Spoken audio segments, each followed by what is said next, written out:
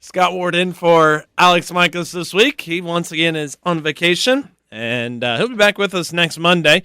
It is our Community Ties program, a way to catch up with nonprofit organizations, events coming up in the future. And this morning, we are joined, for the first time for me anyway, on Community Ties, Sue Vickroy with the Bradford Railroad Museum. Good morning, Sue. Good morning, and I'm glad to be here. And is it true Alex took off just because he heard I was coming? Yeah, he didn't want to be with you both times. Is that what it is? You're here today, and you didn't want to, and you're going to be back on Monday talking about something else. And he told me, he's like, I got to get out of here. I can't handle Sue twice. That's it. I knew he did it on purpose. Oh, it's so fun to rip on people when they're not here. Yeah, it is. Well, Sue, and I don't know if I can keep Sue. I'll keep her on the train the best that I can, folks. Speaking of trains, Sue, you've got a nice little festival coming up this Saturday. Right. This is the Bradford Railroad Festival. We do it every year, and this year we've got a program that's just got a little bit of everything for everybody. Now, are you in charge of getting this all set up? No, Dr. Kosher is in charge, or Dr. Kosher is in charge of it. I'm just one of those. I'm here to help wherever I can. All right. Well, it all begins Saturday, bright and early, 10 a.m. 10 a.m. from 10 a.m. till 4 p.m. And tell us what occurs during that time. Okay, there's a lot of things going on at that time. We have a telegraph school set up between the museum and our BF Tower, which is east of the museum, and the guys will be doing a telegraph school. You can go to the tower and learn how to telegraph. So that's going to be exciting. There's going to be shows there at the community club, which is across the street. We have media centers in the museum that will be showing films. I'll be down at the library from 10 till 1 o'clock. I'm curator of the history room there, and I have a lot of Bradford history, a lot of railroad history that I can talk to folks about down at the library. We're looking forward to that. We have a lot of photos down there. Now, is 10 to 1 enough time for you to tell all the history? Oh, heavens, no. Heavens, no, because it's just down at the library. From then I'll transfer up to the museum and continue. Well, one thing we did mention, and we probably need to, where is the museum at? Better tell everybody first where it's at. In Bradford, Ohio, right in the middle of town. You can't miss it. It's on 127. Route 721. I'm sorry, 721. Why did I say 127? We'll be going to Carthagena, Salina. Good grief. Okay. No, it's 721. Okay. 11 a.m. You mentioned kind of the Bradford films by Otis Flinchpaw. Is that correct? Who's Otis? Not sure. Okay. That's okay. Otis is going to be providing something Bradford films. Then 1 o'clock, you've got another. Yeah, Murdoch Moore. And this is a film about hospital trains. And this is very interesting, how they transported soldiers that were wounded in World War II. How the trains took them, to hospitals, and brought them in for treatment and transported them on trains. It's very interesting. We had that last year, and it was really interesting. I liked it. We have entertainment over at the community hall. Most people in this area know Sharon Jones and Wanda Dickman for their gospel music, and they'll be entertaining at the community club, and we hope they're going to throw in some railroad songs. If not, you'll be singing some? Oh, yeah. Okay. We know them. Okay. We know them. Something that looks interesting here is a train cake decorating. Yes, this is the first time for us. Decorated cakes. Train theme. We've got about 10 entries so far, and anyone can enter this. Bring them to the community club that morning at 10 o'clock, and there'll be a silent auction. But we've got some really nice cakes coming in. We've got a number of bakeries that are donating train decorated cakes, so it's going to be fun. Well, I know Alex likes his food, so if you have any cake left over Saturday, you could bring it when you come back Monday. Oh, I could. You could. I but could. You don't have to. I could. We know Alex would thoroughly enjoy that. He's a donut man, too. You got some storytelling. You're one of the folks that's going to be telling some stories throughout the day. Yeah. Oh, yeah. I love to tell the history of Bradford, but I tell stories from the railroader side of the fence, not necessarily the cut and dried on date such and such this happened, or date such and such that happened. I tell the stories of the people in Bradford and, human interest stories. Now, how much research and time you had to put into that to be able to tell these stories? About 75 years. That's her age, folks, if you're just tuning in. Can you say that on the air? You're supposed to say I'm like 39. Well, you act 39. Well, see, people can't see what I look like. They hear my voice. They say, oh, my goodness, that young lady's on there talking about the Railroad Museum. She's really smart at the age of 39. Yes, that's it. 75. You're 39 with 75 years worth of knowledge. That's the way to look at it. And I grew up in Bradford, and my dad worked on the railroad for 46 years, and my grandma and grandpa were immigrants from Italy to come to Bradford to work on the railroad. So I tell stories from that side, from growing up in Bradford. So right there, a wealth of knowledge about Bradford Railroad Festival. You got some more events, and a lot of events happening at the community club, including some train vendors are going to be there. Showing Items trains for off? sale. Yeah, we've got model trains, and then they're going to have train items for sale. Okay. Train items for sale. Sometimes they sell magazines. Different vendors have different things. Sometimes they sell,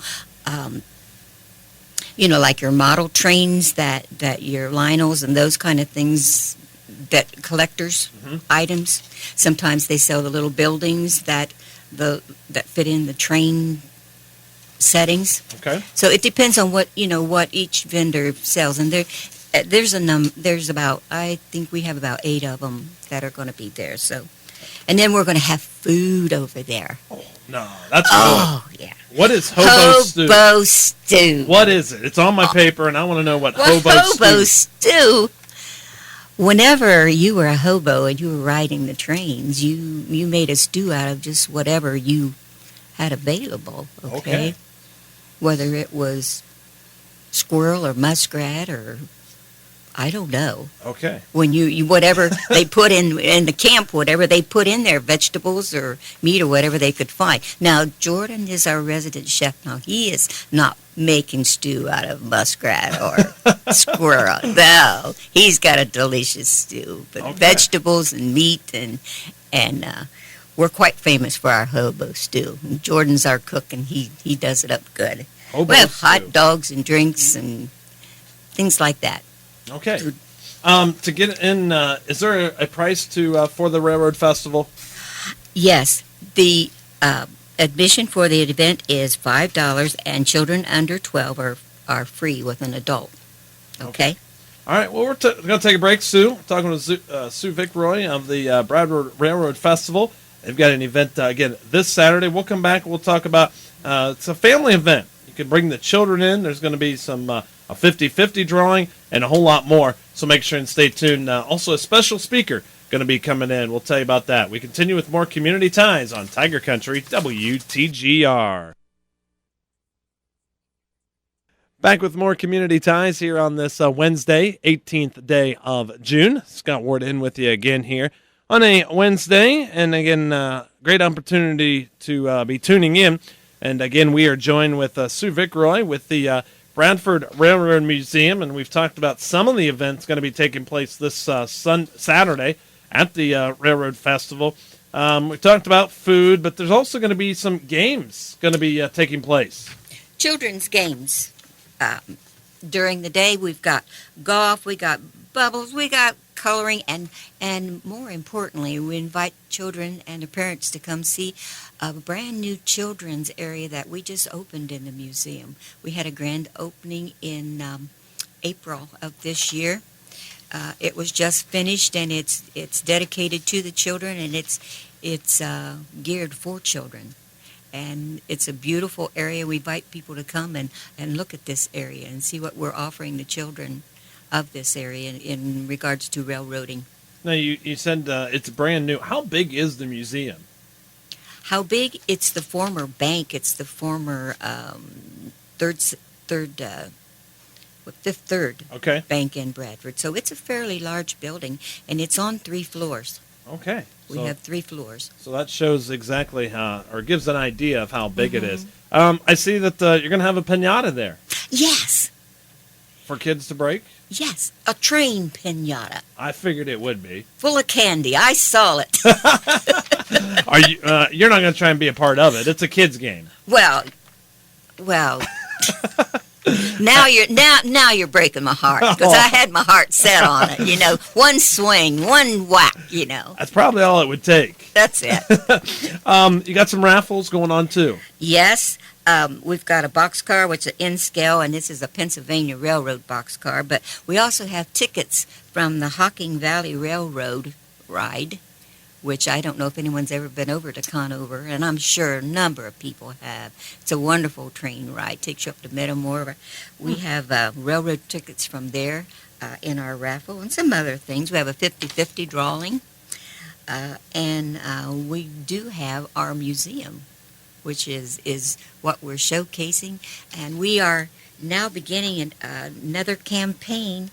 We've just been awarded $275,000 from the state of Ohio, and Senator Beagle will be there on Saturday to meet people. $275,000, which is half of a $500,000 campaign that we're beginning. This is for the signage within our museum that tells you the story of Bradford and all the things that are happening in there. It's a beautiful campaign that we are starting. It's hard to describe. If you come to the museum, we can show you pictures of what it'll look like eventually. But when we get it finished, it's going to be a premier museum in this area, which is, we're being encouraged by the state of Ohio for tourism in this area. So we're hoping that people come to our festival and help us make it a success and get us started on this campaign. Well, it's got to be such a big honor to receive that much money to help improve your museum. To let folks know a little bit more about the railroad history.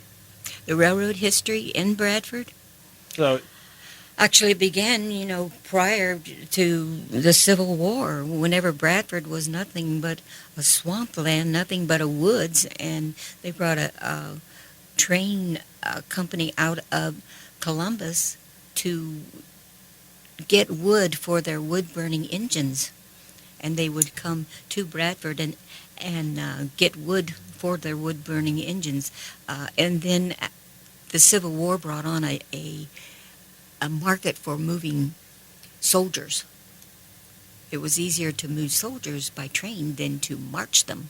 yes. So the trains were developed to move the northern and the southern troops, and so Bradford really became a larger area at that time, a larger train center. At one time, Bradford was the largest railroad hub west of the Alleghenies. If you come to the museum, we can show you a mock of our yards. In our yards alone were 60 miles of railroad. Wow.